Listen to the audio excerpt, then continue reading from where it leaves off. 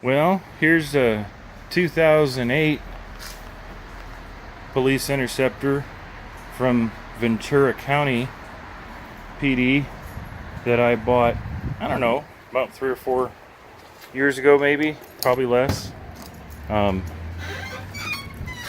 going to be pulling the strobes out of it. The person I sold it to is a good friend of mine's dad, and he was in the fire department, and they had some of these cars, I'm sure, at their disposal in the motor pool once in a while, and he wanted a good strong car to take care of him, and a car that used to take care of business, and came back asking for more. So just gonna pull the strobes out of it. Look how clean these headlights are. And look how clean the whole car is. It's raining right now, but it's not. It's only wet on that side. It's got the strobes that I covered up on the mirrors. I just put foil tape on them. Actually looks kind of cool. Got the dual spotlights, and they're both in really good shape too. And limo tint all the way through. Not even any scratches on the keyhole. This is where you usually get all these scratches from somebody coming up and scratching it, and you usually get scratches. Got a feeling this was a supervisor's car, because he's had this car for I think 3 or 4 years, and man, this car is just so clean. There's one little tear right here, and I think that was from probably a duty belt that had like a little hanging piece of spring clip or something. Let's see the back. And doors just open and close so nice. Matching cloth back seat. This one has a little cooling fan back here. What's kind of neat is this one never had the ticket light in it, which is another reason I kind of get the feeling that it was a supervisor's car, because there is not a mark on this car. I mean, I just basically never got around to cleaning off this here. There's a little scratch up there, probably from somebody's bag of equipment they sat on there. But this rack is in perfect shape. Brand new spare tire. Probably never even touched the ground. You know, nice car. These cars used to be really super nice in Ventura County, but I don't know why the last couple I went to buy, I had to turn them down and say reverse the process, because I didn't want the cars. But this one has a neat bungee cord on it, probably for holding the trunk lid down when you're picking up, you know, stolen bicycles or something. But you know, these cool compartments here. I'll show you under the hood, and maybe we'll start it up too. Oh, and it came with a CD player. This one's got 102,000 miles on it. Not even 3,000, well, just over 2,000 idle hours, which isn't bad. I mean, you see these normally with upwards of 4,000 and 5,000 idle hours. I mean, you even have to look for the chips in the paint. I mean, literally. And these are the tires that were on it when I gave it to him. And look how much tread's in there.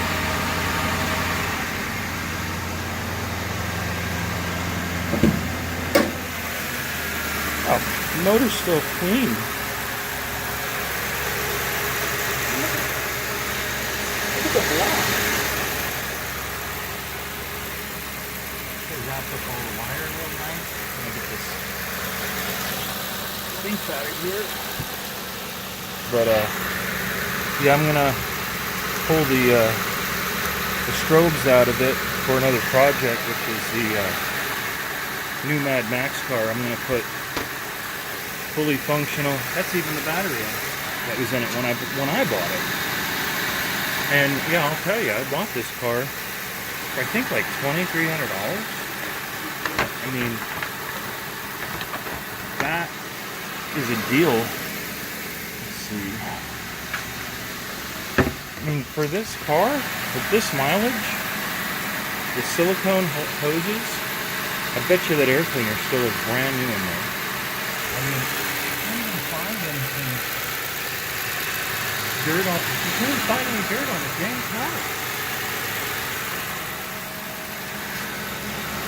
All the nice plugs are here.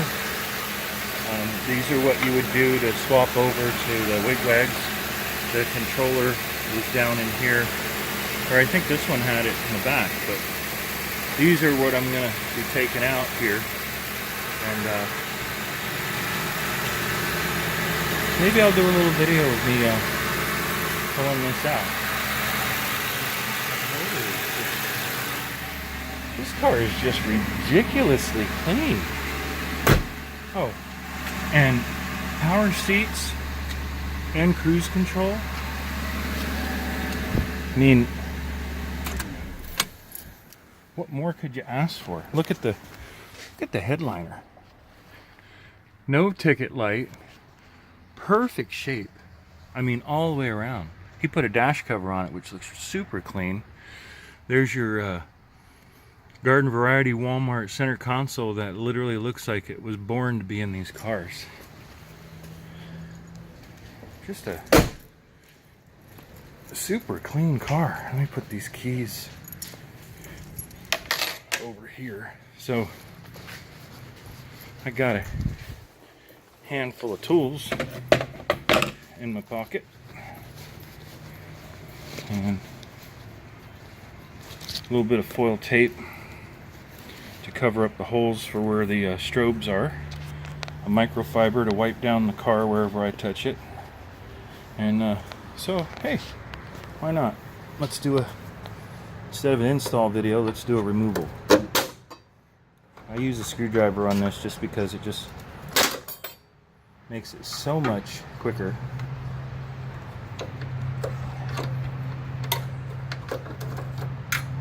You set these up here, and then matter of fact, this car is so clean, I'm gonna kind of try and protect the paint and the headlight at the same time by just going under here. Give this just a little push. And what's nice when you know that the guys in fleet services are really thinking ahead is they put all the wires out at the front instead of trying to stuff them in the back. So let me get this up in here. So now I haven't messed. Be careful with these because they wiggle all the way around. You don't want to knock those out of adjustment. It's not going to hurt anything, but oh yeah. See, that's not even a scratch on the car. That's literally just some sticker material that didn't come off. So yeah, I lied. There's two little marks on the entire car. So don't make the mistake of not pulling these screws out first, because I've seen people find the bolt inside, and a lot of cars have a little plastic piece that goes into the fender here, so that you don't end up, let me see, where's a good place for this, so that you don't have to have a screw there. If you don't undo that screw, then you're going to be a world of hurt trying to go to the junkyard and find another turn signal lens.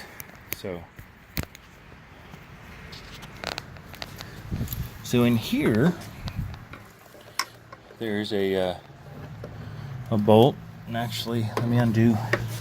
I undo this socket for the light because, let's see here, right in there, that's the little marker light. Well, if you move that out of the way, then you don't have anything in the way from getting in there and giving this a couple turns.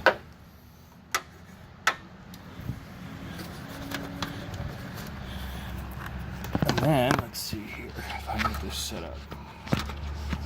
Come on now.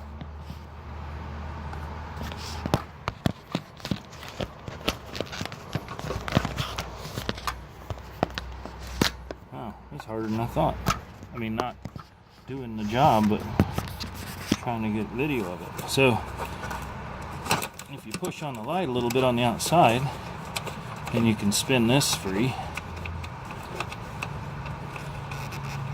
And don't drop it, because there is a little hidden area down there that is real fun to get the bolt out of. And you just slowly pull this away.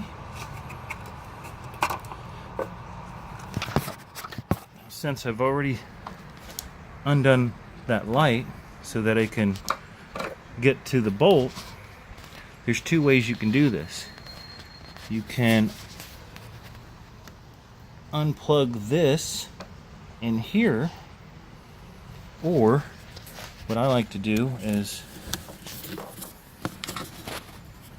I just pull this little, there's a little clip here,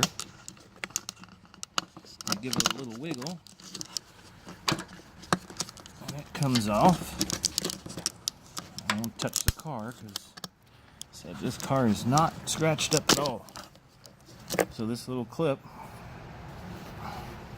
right here, see the barbs on it? That goes down and holds that.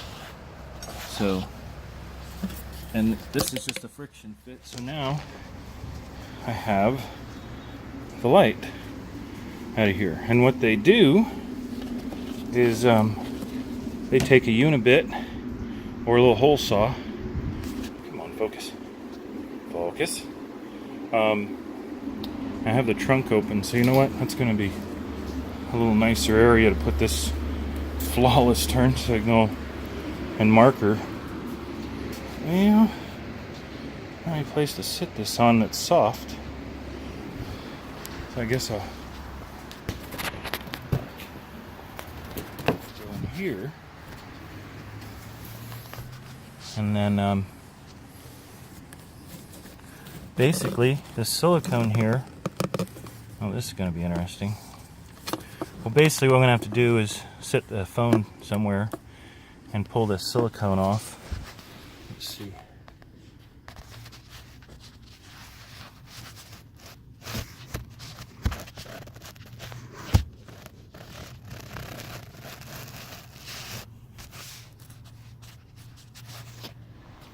Yeah, I don't have a whole bunch of options here, so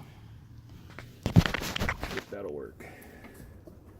It's probably too dark in here to see this, but if you just give a little tug on the outside of the silicone here,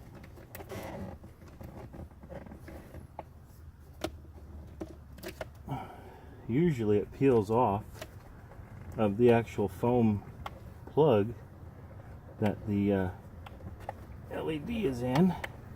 And we're only going to do a video on probably this one here, just to give you an idea, in case either you want to have these LEDs in and you want to put them in.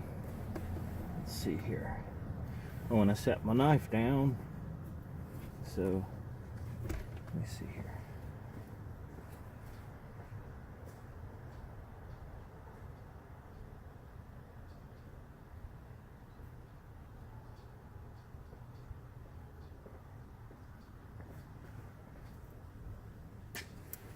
So if you're real careful and you don't cut too much, I usually aim at cutting the plastic and not my fingers, but it doesn't always work out. So, and the fun part is getting a little bit of a start around this. Now if I had other lights, then I would basically, or other turn signal or marker light lenses, I just trade lenses, but I unfortunately don't have any that are this nice. So I'm just going to be as careful as possible. If I run into any more issues getting them out, then I'm just going to forego doing it until I get some newer or nice lenses for him, because this foam rubber stuff here usually does kind of crumble on you, so I always anticipate that. I just like to cut around the edge so that I don't cause any undue strain on it. So, and I push it in first so that I break the seal, and then got this handful of junk here coming off of it. And you got to be careful because the strobe wires actually mold into this. And again, it sounds silly that I'm taking these strobes out to reuse, but this car is never going to be a police car again, and where I'm going to use them, I'm going to end up they're going to be basically going through some abuse, so I don't want to spend a bunch of money. Man, it's getting hot. Take my dang jacket off.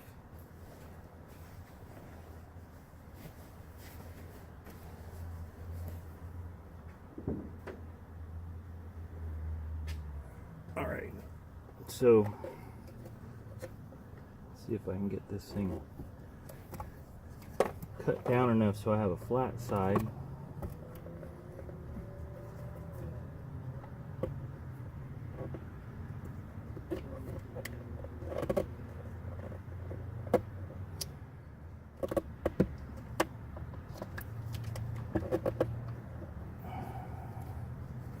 Well, I'll take a little video of me being done, because I'm wasting all kinds of time just trying to get this thing down. So let me see, I might as well take this over there now. So anyways, just to let you know, hey, there's Roxanne. So I'll resume this when I'm done and show you all the pieces that came out and what the finished job looks like, but it's just going to look the same as the car did before. So if I don't make another one, then just thanks for watching, and I'll talk to you in a bit.